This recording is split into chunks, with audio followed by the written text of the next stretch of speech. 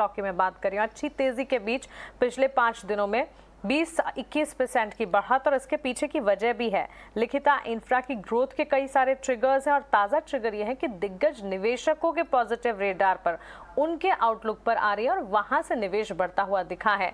क्या है growth story, order book को लेकर कैसी स्थिति है, और साथ ही कारोबार विस्तार को लेकर कंपनी के प्लान्स क्या है, आइए समझते हैं। कंपनी के एमडी और फाउंडर श्रीनिवास राव गद्दीपति हमारे साथ जुड़ गए हैं।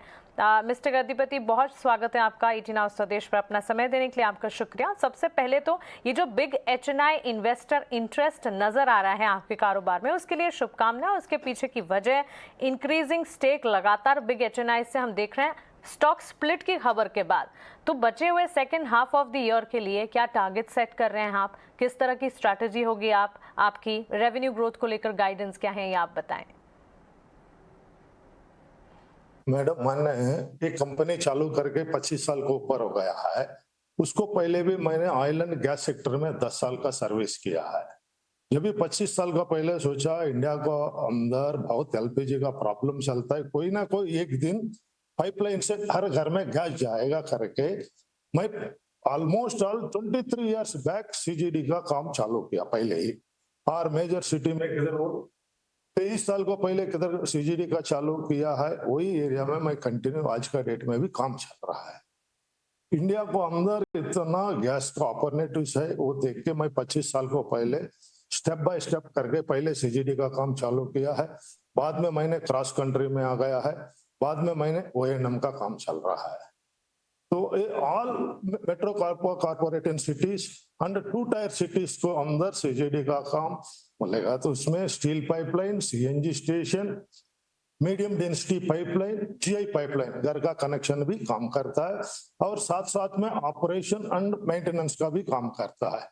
मैं ये 25 साल को अंदर मोर देन 4000 किलोमीटर का स्टील एंड एमडीपी का पाइपलाइन डाला है। हमारा कंपनी का अभी 1500 किलोमीटर का अंडर प्रोग्रेस में है पाइपलाइन, स्टील एंड एमडीपी। हमारा कंपनी का बहुत स्ट्रांग क्लाइंट का बेस है हमारा पास। All oil and gas sector, oil and gas public sector undertaking companies and leading all gas distribution companies in India, including both private and public sector. हमने successfully बहुत कुछ project complete किया। उसमें sample एक बोल रहा है, हमने first transnational cross-country pipeline, Southeast Asia, connecting India to Nepal in the year of 2019. That is India से बिहार से मोतीहारी से लेकर नेपाल में अमलेगंज तक पाइपलाइन, पेट्रोलियम प्रोडक्ट का पाइपलाइन कंप्लीट किया इन टाइम में। और हमारा company always consider human resources like to achieving the objectives. Right mister Rao, good to hear that. लेकिन अगर आप थोड़ा सा और अगर हमें डिटेल्स अपने ऑपरेशन वाइज रेवेन्यू कंट्रीब्यूशन की बता पाए, यानी आप डिफरेंट सेगमेंट्स के अगर कितने कंट्रीब्यूशन रेवेन्यू टर्म्स में आते हैं, कितना आपको रेवेन्यू पाइपलाइन इंफ्रा से आ रहा है, ओएनएम सर्विसेज से आ रहा है, तो हमें व्यूवर्स को और थोड़ी क्लैरिटी मिलेगी। मैं एक्चुअली हमारा तो as on order book value 1450 crore का हमारा पास ऑर्डर बुक वैल्यू है। उसमें 67% क्रॉस कंट्री का है, 32% is the city gas distribution है, रफली 1% ऑपरेटिंग एंड मेंटेनेंस का है।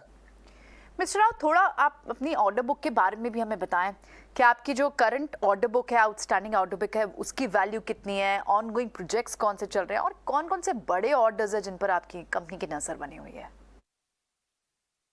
अभी हम लोग इंडिया को अंदर टोटल गैस बेस्ड इकोनॉमी के लिए 1 प्लान 1 नेशन 1 ग्रिड पॉलिसी है। ऑलमोस्ट इंडिया में 20,000 किलोमीटर का पाइपलाइन काम कंप्लीट हो गया है, और लगभग 35,000 किलोमीटर के लिए 35,000 किलोमीटर के लिए कमिंग ईयर्स में आने के लिए मीन चालू हो रहा है।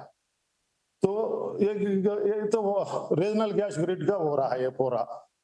तो after 11th CGD bidding, it is more than 2 type cities, 3 type cities, almost all more than 280 city का इसका गैस देने का प्रोग्राम में है। तो उसी में भी यही चल रहा है। अभी चालू किया है, तो आगे तो बहुत फोकस है ये काम के ऊपर हमारा। हमने बहुत टेंडर कोट किया है, और बहुत जगह बहुत से 2 टायर और 3 टायर सिटी में काम मिलने का चांस है। मिस्टर राव, एक चीज़ और पता करनी है, क्योंकि आपको पता है ये कंपटीशन का ज़माना है, तो कंपटीशन के ज़माने में क्या होता है कि प्राइसिंग बड़ी इंपॉर्टेंट हो जाती है, और अभी तो कॉस्ट इन्फ्लेशन भी लग रहा है जो कि मार्जिन्स को हिट करते हैं। कुछ गाइडेंस दे पाएंगे कि आने वाले क्वार्टर्स में आपके मार्जिन्स कैसे रहेंगे अगर मान लो यही प्राइसिंग रहती है तो?